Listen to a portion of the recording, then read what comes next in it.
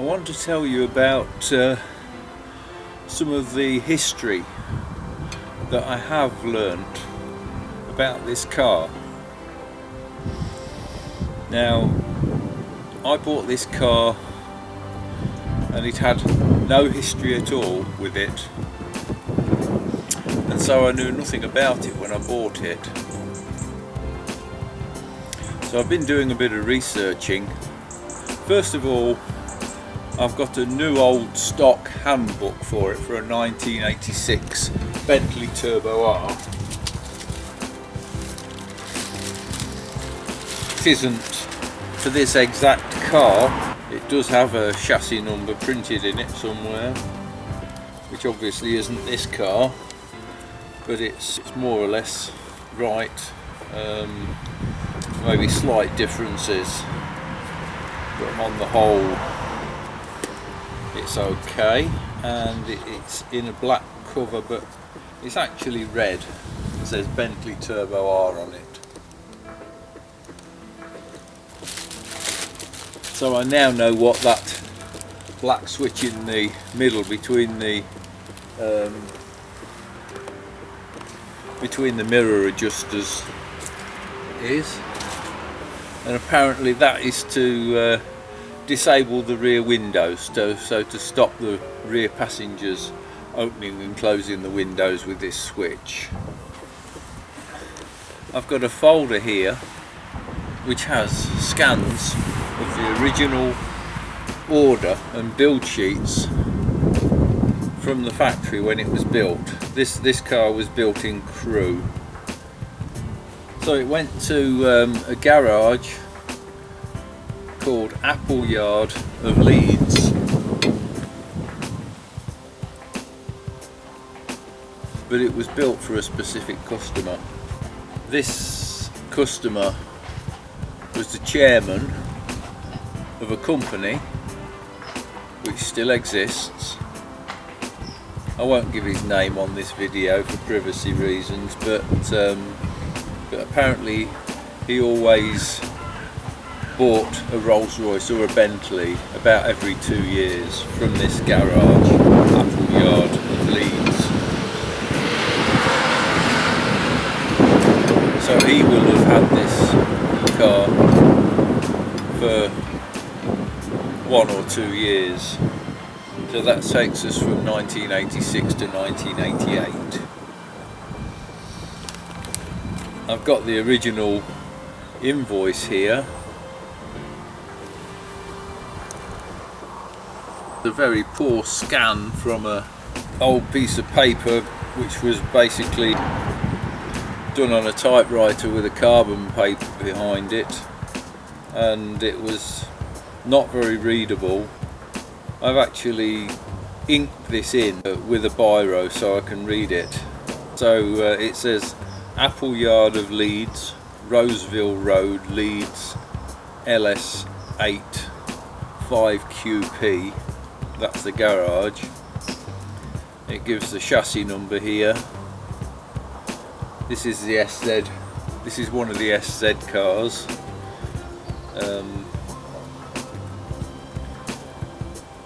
To 1 Bentley Turbo R saloon with right hand steering, painted in vermilion and upholstered in parchment leather, complete with all tools and accessories to specification. £54,920.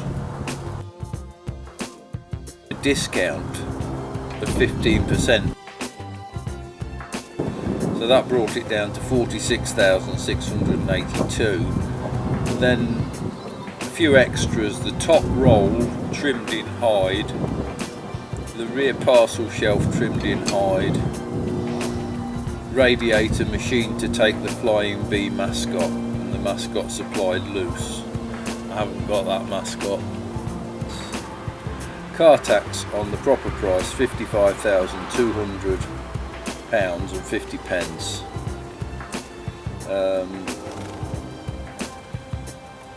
Which is £4,605 and 4p. which takes us up to £51,576.48. VAT at 15% is £7,736.47, and that making a total of £59,312.93. 23 gallons of petrol at £1.77 per gallon. That's per gallon, not per litre. And plus VAT at 15%, that comes to £46.82. So the total price, and this is the 13th of January 1986, £59,359.75. Now that, going back to 1986, that's the price of a 3 or 4 bed detached house. So this is a pretty special car.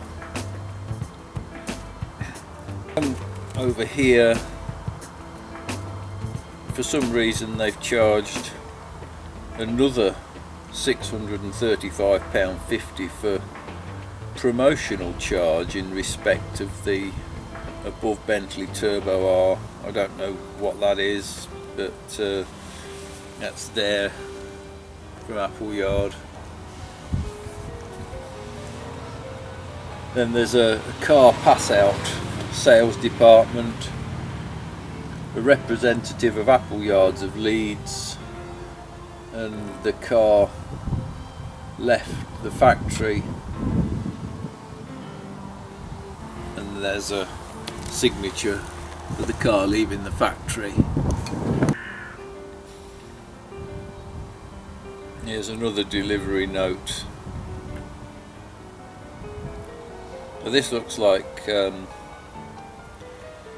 31st of January 1986.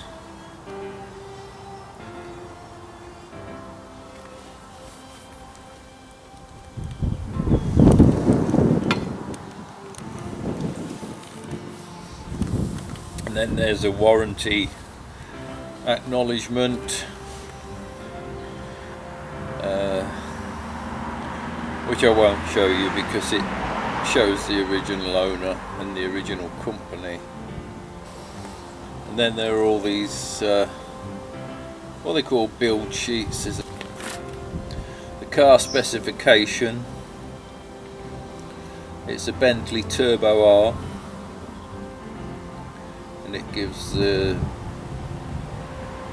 lock number and the radio number and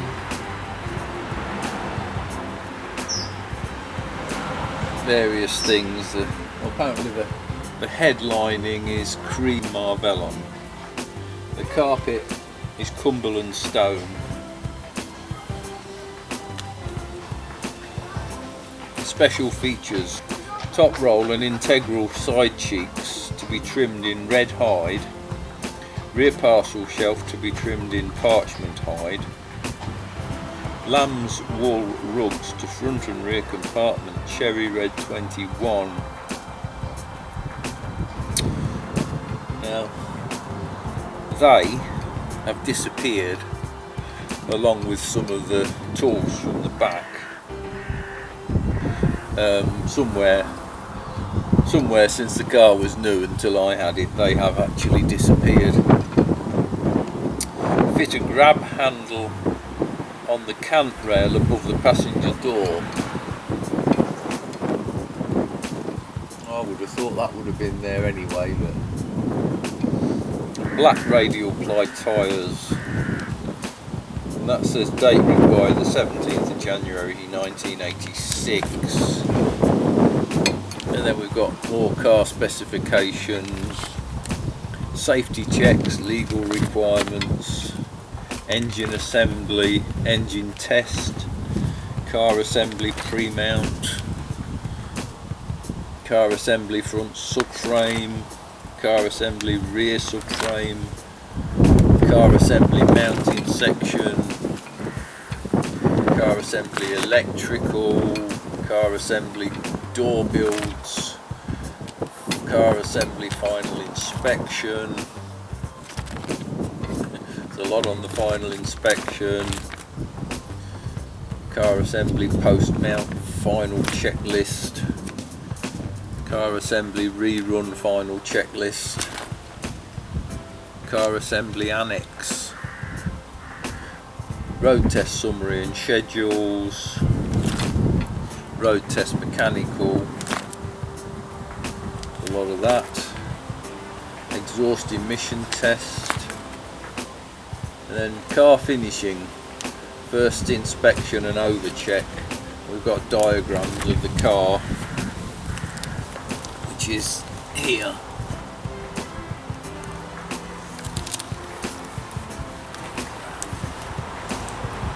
Inspection after polish, coachwork line sheet, coachwork inspection. So final road test, radio and electrical, final road test again, car detailing, a lot of stuff on the car detailing.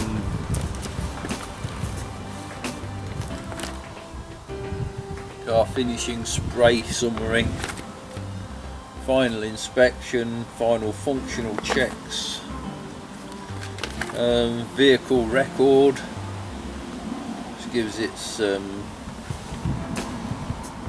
chassis number and gearbox number, car number, crankcase number, crankshaft number, pinion number, timing gear number, cylinder bores, cylinder head, distributor as a number, type,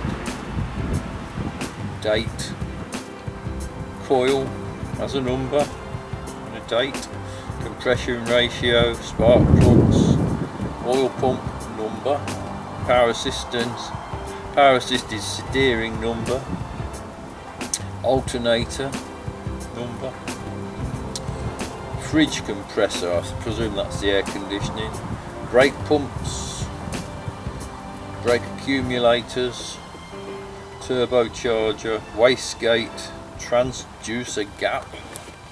So we've got all this information to when the car was new.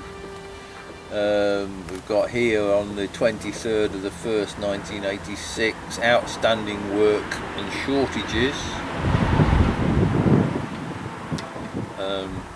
all the little things that weren't quite perfect that they've had to just make perfect before they delivered it. And then I got car vertical. When I bought it, I got a car vertical check, which you should do on any car before you buy it. So this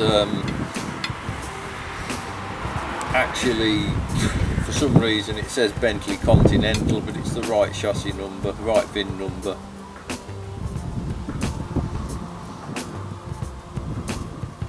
Now the only thing it flags up that it had a license plate changed. The vehicle's license plate was changed in October 1990, and I've changed it since I've got it. It's got MOT test results, advisories, and they go up to 2008, and then the car was stored for nearly 10 years.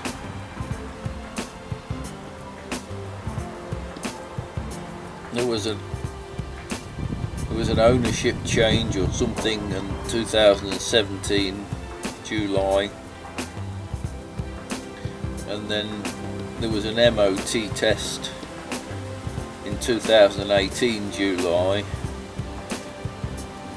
and it says oil leak but not excessive. Then the ownership changed September 2021, and then MOT 2022 February, passed with no advisories. Now the only other thing that it flags up is a mileage problem. And looking at this, somebody made a typing error, because in 2006 January the mileage was 69,412, and then in 2007 January it was 59,924, and then in 2007 May it was 69,828, and then it's consistently gone up by not a lot because it was in storage, etc. So that bit of mileage that it's showing as being wrong, I think that's just a typing error, to be quite honest. And even if it isn't just a typing error, it's only 10,000 miles, but I'm pretty certain that this car is genuine on the mileage.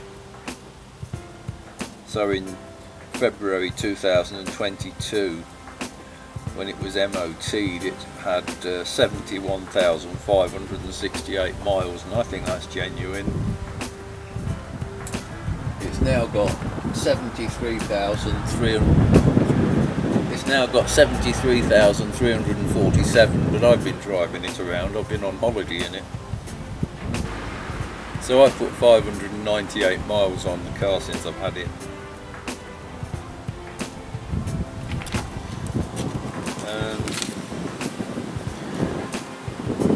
No damage, no accidents, no finance, MOT due 4th of February 2023.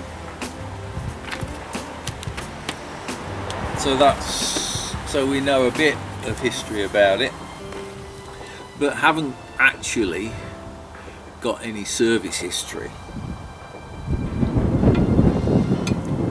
And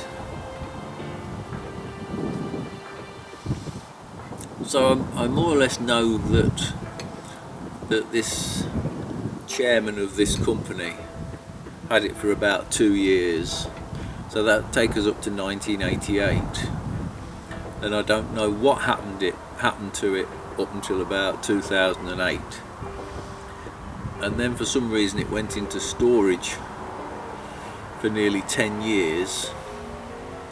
So I don't know who owned it then, who put it into storage, why it went into storage, I don't know. Then around 2017, a garage, and that may have been the garage that was storing it, I don't know, or it may not, but this garage was tasked with recommissioning this car for the road, and there was an MOT at that point. I actually spoke to the garage owner, and he said he did all the suspension, all the brakes, upgraded the ignition system to electronic, and then apparently, and this is all hearsay, I don't know, but from what I can gather, the owner who commissioned the work to put the Bentley back on the road was unwilling to pay for the work.